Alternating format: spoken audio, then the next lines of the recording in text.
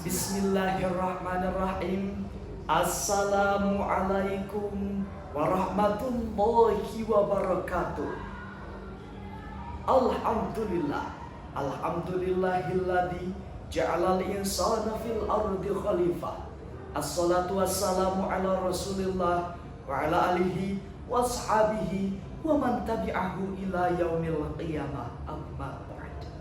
Dewan Hakim yang kami hormati, hadirin wal hadirat yang berbahagia, Michael Hart, seorang kolumnis Amerika, dalam bukunya yang berjudul 100 Ranking of the Most Influential Person in History, menempatkan Rasulullah pada urutan pertama sebagai tokoh yang sangat berpengaruh di dunia, baik dalam hal akhlak maupun gaya kepemimpinannya yang mendunia. Kita meyakini bahwa bumi Indonesia akan selamat, penduduknya akan terhormat jika memiliki karakter bangsa yang kuat. Sejak dini kita harus meladani akhlak Rasulullah Sallallahu Alaihi Wasallam dalam kepemimpinan. Jika tidak meladani akhlak Rasulullah dalam kepemimpinan, tidak menutup kemungkinan kita akan mengalami nestapa dan binasa. Sebagaimana ketika Jerman dipimpin oleh Adolf Hitler, Romania ketika dipimpin oleh Nicolas Ceausescu, Uni Soviet ketika dipimpin oleh Mikhail Gorbachev. Kita juga harus khawatir, hadirin, bagaimana nasib bangsa kita ke depan, sebab agenda reformasi sudah mulai dinodai oleh oknum-oknum pemimpin pejabat pencilat yang menyengsarakan rakyat demi nafsu dan syahwat. Inilah, hadirin, potret buram suatu bangsa akibat krisis kepemimpinan. Lalu, bagaimanakah cara mengantisipasi hal tersebut? Sebagai jawabannya, konsep kepemimpinan perspektif Al-Quran adalah tema syarahan yang kami sampaikan pada kesempatan kali ini dengan landasan Quran Surah Al-Baqarah ayat 30.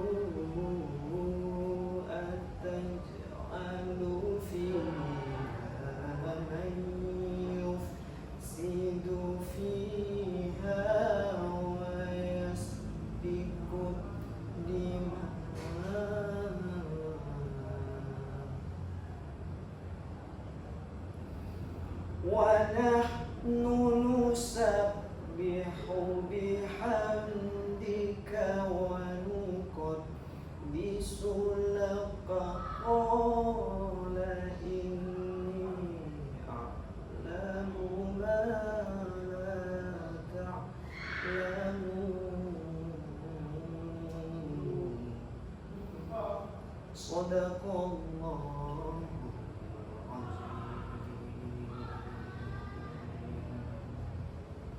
Hamba bernaung di bawah lindungan Allah dari godaan setan yang terkutuk dengan menyebut nama Allah yang Maha Pengasih lagi Maha Penyayang.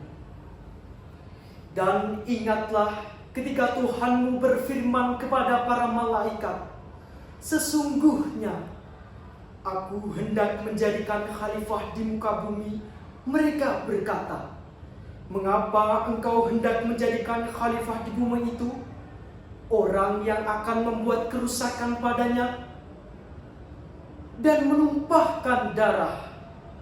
Padahal Kami senantiasa bertasbih dan memuji Engkau dan menyesuaikan Engkau.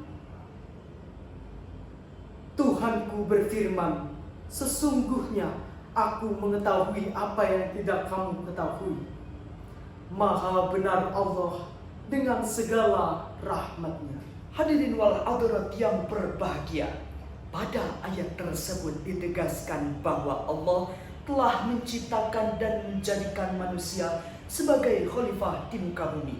Sebagaimana terangkai pada kalimat inni ja'ilu fil ardi khalifah, ay khaliqu fil ardi wa mutakhidun fiha khalifata yakhlifuni fi tanfidi ahkami fiha.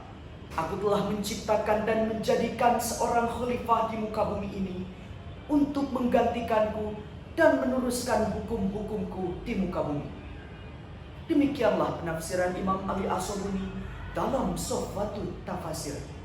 Menurut kajian ilmu balaghah, ayat tersebut merupakan kalam al-khabari, yakni informasi ilahi bahwa Allah telah menciptakan manusia sebagai khalifah di muka bumi.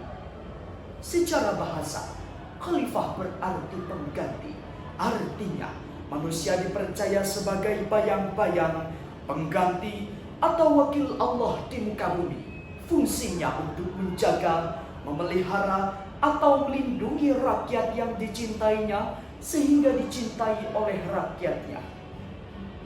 Sebagaimana sabda Nabi, sebaik-baik pemimpin adalah yang mencintai kalian dan kalian pun mencintainya.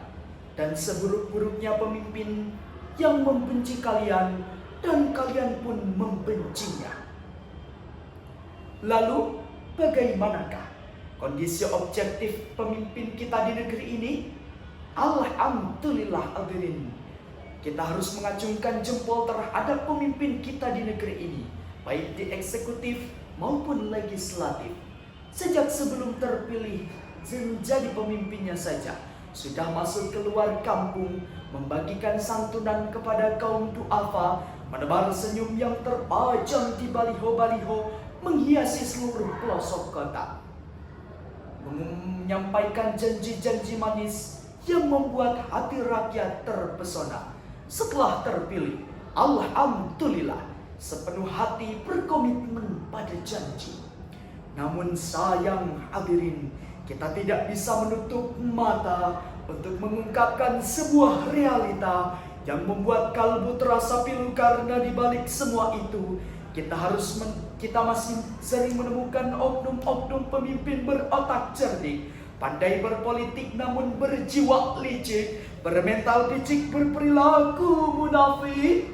Janjinya membantu wong cilik, tetapi nyatanya hanya membuat rakyat panik karena urusan ekonomi semakin tercekik. Betul, sebelum terpilih mengumbar janji, andai saya terpilih rumah sakit gratis. Setelah terpilih nyatanya sakit di rumah yang gratis. Na'udzubillahi min dzalik.